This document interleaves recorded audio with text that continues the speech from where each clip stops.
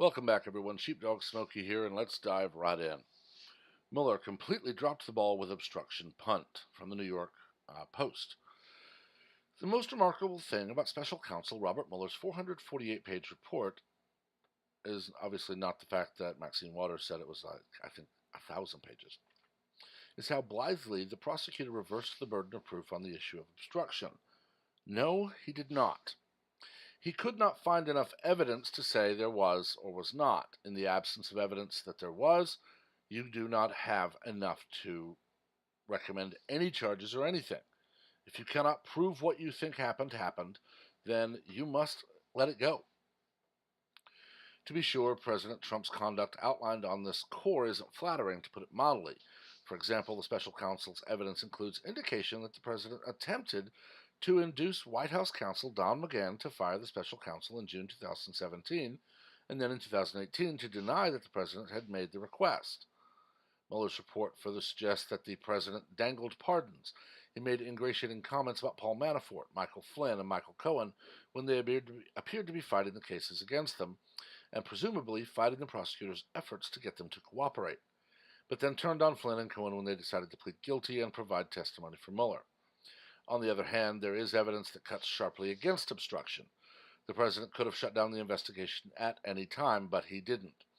He could have asserted executive privilege to deny the special counsel access to key White House witnesses, such as McGahn.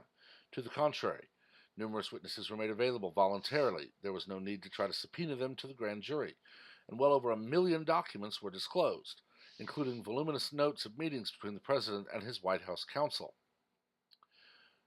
Most important, the special counsel found that there was no collusion between the Trump campaign and Russia, and that the president's frustration wasn't over fear of guilt, the typical motivator for obstruction, but that the investigation was undermining his ability to govern the country.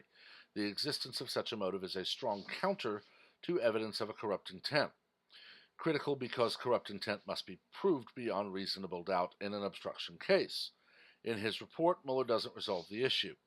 If he had been satisfied that there was no obstruction crime, he said he would have so found. He claimed he wasn't satisfied, yet he was also not convinced that there was sufficient proof to charge. Therefore, he made no decision, leaving it to Attorney General William Barr to find there was no obstruction. This is unbecoming in behavior for a prosecutor. He's not a prosecutor. He is special counsel. That's an investigator. And an outrageous shifting of the burden of proof. The constitutional right of every American to force the government to prove a crime has been committed, rather than to have to prove his or her own innocence. This is exactly why prosecutors should never speak publicly about the evidence uncovered in an investigation of someone who isn't charged. The obligation of the prosecutor is to render a judgment about whether there is enough proof to charge a crime. If there is, the prosecutor indicts. If there is not, the prosecutor remains silent. If Special Counsel Mueller believed there was an obstruction offense, he should have had the courage of his convictions and recommended charging the president. Since he wasn't convinced there was enough evidence to charge, he should have said he wasn't recommending charges. Period. Anything else was and is a smear. Worse than that, it flouts the Constitution. I'm going to disagree here, Andrew, because Special Counsel Mueller is not a prosecutor. He is special counsel. This is for an investigation. If you had read the initial reports when he was wrapping up and said he was done, recommends no further indictments was a thing. I literally heard that verbatim. Recommends no further indictments. To me, that quite literally means that Robert Mueller could not find enough evidence and distance himself by saying, I'm not going to indict.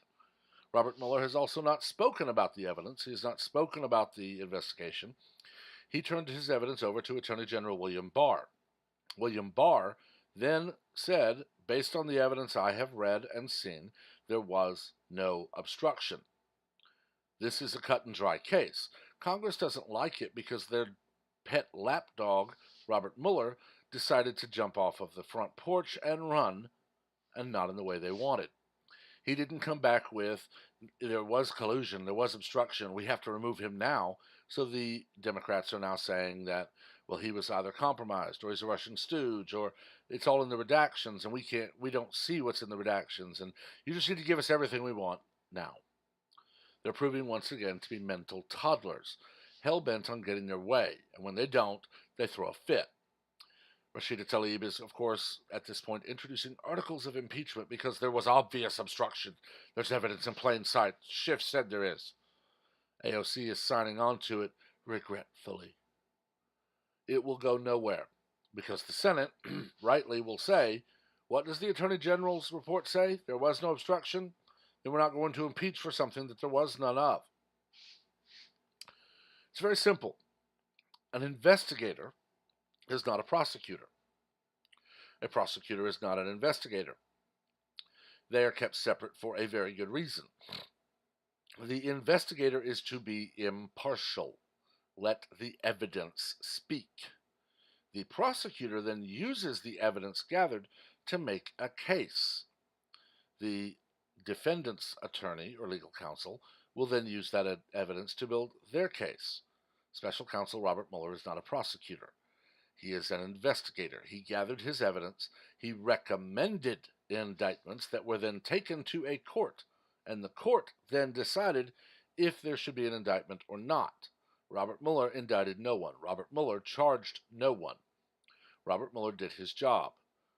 There is, of course, a rumor that his job was done well before the 2018 midterms, but was held. For what reason, we may never know.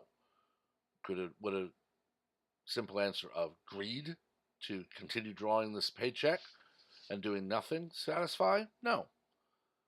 In my mind, this is a story of the Democrats planning for all eventualities.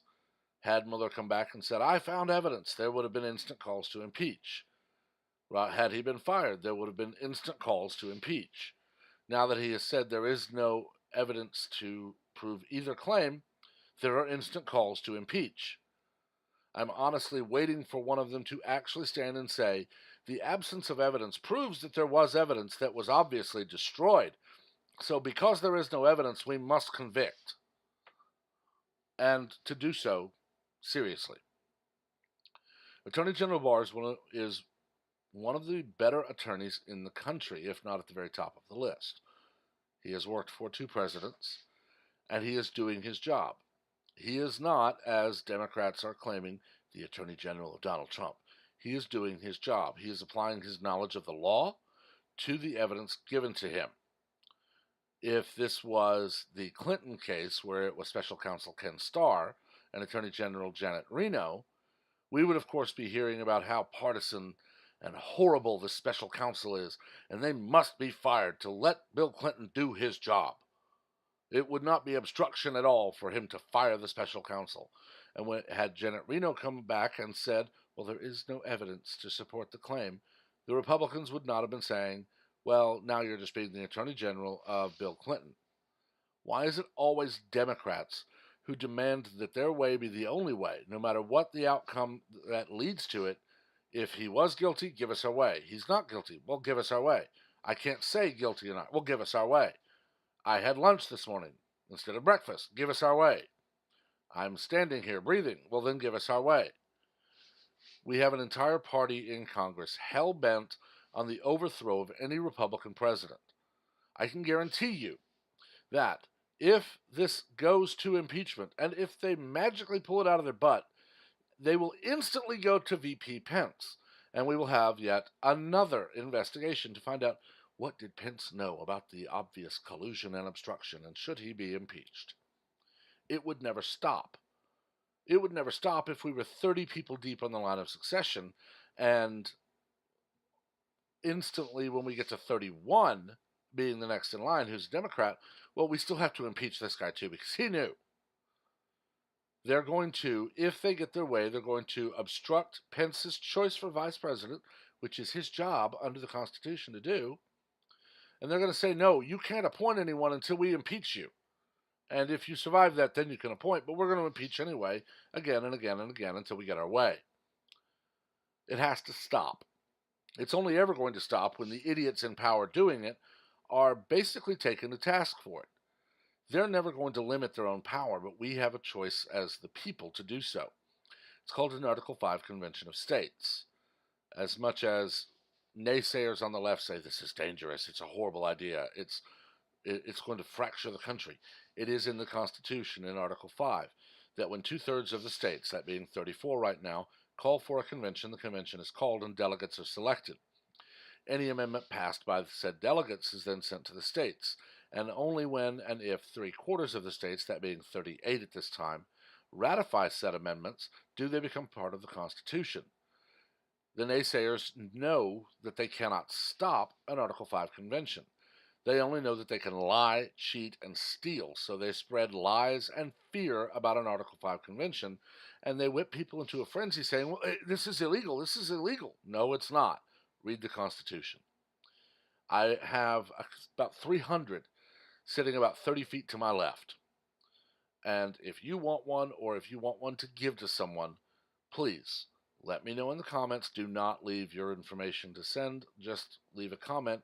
I will then contact you as to how to get that information. I will send it to you free of charge.